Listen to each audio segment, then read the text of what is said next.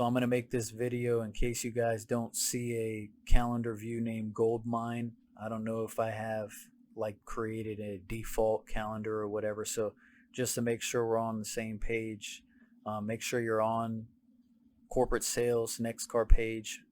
In that app, you're going to find calendar at the top there. And from here, you're going to see this little wheel, the cog in the corner, calendar options. Make sure you click on that. You're going to find the word new calendar. Click on that. And over here, you're going to do the drop box and you're going to find the word task. We're going to make a task calendar. So click next. Over here, we'll call it Goldmine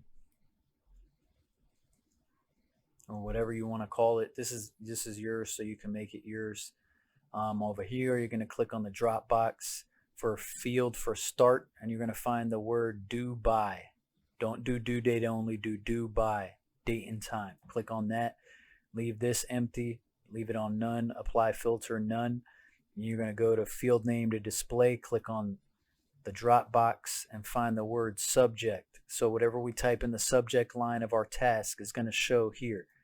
Click the button, and then as you can see here, we have our Goldmine view.